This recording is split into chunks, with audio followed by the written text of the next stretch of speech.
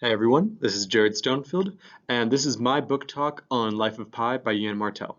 So, without any further ado, let's go ahead and get started. All right, so I absolutely love this book. I think it's great for diversity, especially for when it shows students a little bit more about religions that they may not be familiar with, and also allows for really interesting glimpse of culture in India. But I'll talk more about that later. So, Life of Pi is honestly so unique and so much deeper than it appears. It's full of rich language and figurative elements, and there's also a lot of great technical stuff going on while being really easy to read. Um, but it's just really honest and gripping and heart-filled, really. And I haven't read many books like it, especially in high school. So if you don't know what it's about, I'll give you a basic rundown. The story revolves around Pai Patel, and I'll talk a little bit more about him later. But this book is split into three parts. Part one covers his family and early life in India, and it's really interesting to see all the clashing cultures, especially during this time period in India, which is right around the 70s and 80s. You get a lot of insight into who Pi is as part of the book, but the action is really set in motion in parts two and three. So part two sees Pi and his family leaving the country, and the ship they're traveling on starts to sink in a horrible storm. Pi ends up surviving in a lifeboat, but he quickly finds that he is not alone. The ship that he was on was carrying a bunch of zoo animals, like a hyena, orangutan, and a tiger, and they're on the lifeboat with him. So over time, all the animals die except for Pi and the tiger, who's named Richard Parker. The two have a fascinating relationship, and it's incredibly powerful to see Pi learn how to survive with, and eventually even somewhat befriend this tiger. Um, Throughout their time on the ocean, they see like incredible, beautiful things, and they also get trapped on this crazy, almost dreamlike, horrifying island. But the thing that this book is famous for is probably the last three chapters. In the last three chapters, Pi ends up on the shore of Mexico after being on sea for, I believe, 270 days, somewhere around there. Richard Parker, the tiger, vanishes and leaves Pi alone after that. And Pi is admitted into a Mexican hospital. And in the last part of the book, Pi is interviewed by the Japanese Ministry of Transportation because the ship that Pi and his family were originally traveling on was Japanese. So Pi tells the story what happened, and of course they don't believe him. So in the last few chapters, Pi like reveals this alternate story kind of, where the animals trapped in the boat with Pi were actually people who survived the shipwreck, and one of them is his mother. And the story honestly gets even crazier. Pi basically reveals that everyone killed each other, and he had to fight off this cook who was literally ready to eat him. And Pi basically suggests that Richard Parker is symbolic of him, and that the tiger never existed at all. The tiger was Pi the whole time. And so the book ends with Pi kind of making like a play or a statement on faith. And he asks the Japanese officials, which one do you believe? And they kind of hesitate. And they say the one with the animals is the better story. And Pi says, you're right. That is the better story. May God be with you. And that's basically how the book ends. And it's fascinating because people have been debating on whether or not the story with the animals has been true or the story with the actual people was true. And there's like a lot of symbolism and discussions about faith that are kind of hidden under the surface of the whole book, and it really comes into play in these last few chapters. It's fascinating. Um, for the age group of the story, like I said, there's like some mentions of cannibalism and stuff like that, and there's like some really raw images that are like revealed in the book of just like survival. And so it is meant for high school, and but there's not like really any strong language, and I think that it works absolutely incredible for 10th and 11th grade. Specifically, you could probably even do it with 12th. All right, so the main characters of the book are Pi Patel and the tiger named Richard Parker, and they're by far the two most prominent characters, and their dynamic together is literally like the backbone of the entire story. Pi is an extremely interesting character because he's like so thoughtful and reflective for his age while not being unrealistic. He's a really, really great protagonist to have. And while he and Richard Parker are the two main characters, there are several others that appear more so earlier on in the book, like the orangutan named Orange Juice, the hyena that's also in the boat with them, Pi's mother, who features more in part one, and a castaway Frenchman appears briefly in the book as well. and also the Japanese ministers at the end of the book. There are four main settings. So the book starts out in India, and then it spends most of the story on the lifeboat adrift in the Pacific Ocean. Then there's the strange island that doesn't feature too heavily, but like some important things happen there.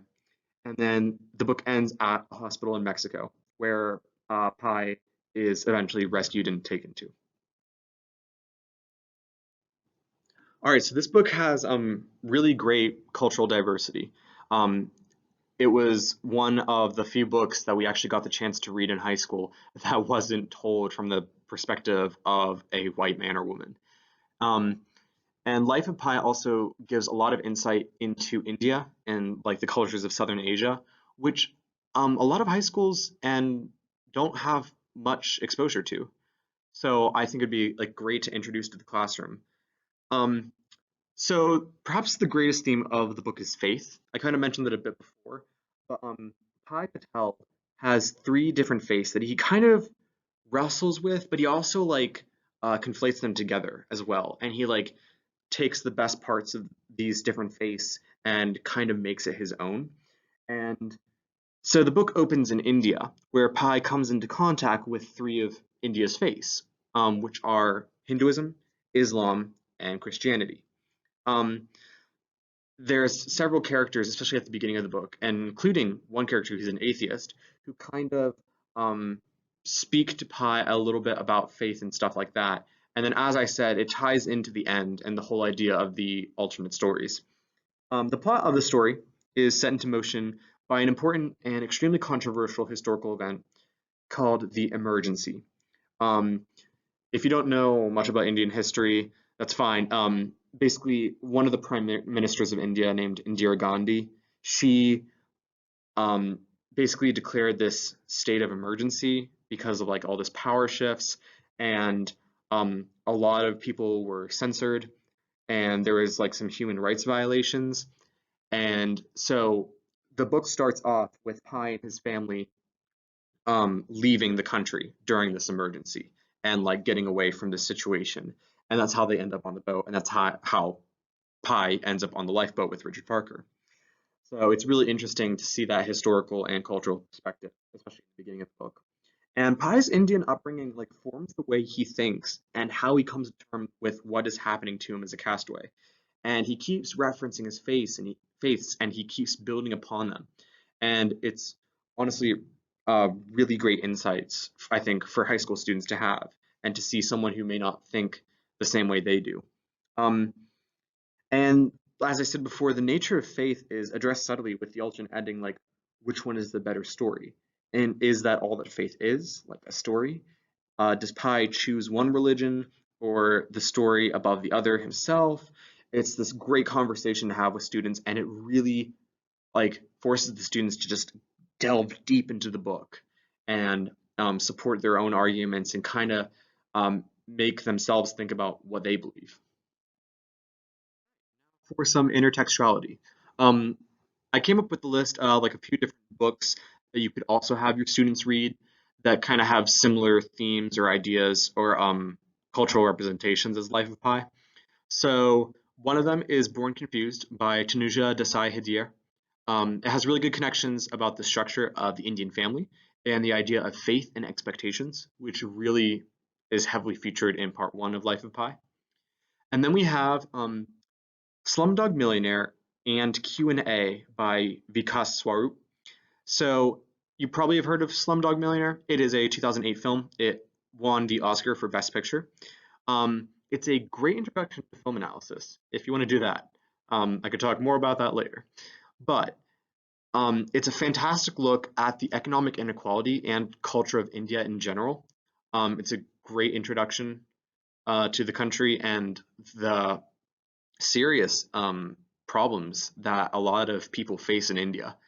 And the book is great as well. And then another one is Love and Longing in Bombay by Vikram Chandra. It's another book that captures like the different strata and inequalities in Indian culture. All of these are great if you want to introduce them as well as Life of Pi and just like tie them in. All right, so essential questions and big ideas. Now, there's honestly so much you could do with this book, so don't take this as the full exhaustive list. I am just giving a few examples just to throw out to get things started. So, for big ideas, I think faith is probably the most important one. It's a really great topic and features very, very prominently in the book. That's pretty much why the book was written. And intersection of multiple faiths ties in very closely with that, but they can and probably should be treated as their own separate weighted topics. And then also unreliable narrator. It's a great book to bring in that subject and kind of tie that into Pi telling the story. And then we have a lot of great symbolism in this book, really good to delve into. Um, so for essential questions, which version of the story is true that like Pi reveals at the end, and why do you think that? Do you think that there even is a definitive answer from the book? Again, this is great, especially if you have a classroom discussion, because um, students often disagree, and it's great because they like can look through the book and they can make their own arguments based on the text. Also, what does faith mean to Pi, and why does he believe in multiple faiths? Why does he not just believe in one? And what does the narrative say about God? There's a lot of different ways you could take this question. And also, what is an unreliable narrator? And is Pi Patel one? I think it's a really interesting one, really engaging for the students. All right, and so for a few creative ideas. So, some students, are artistically minded. I'm one of them.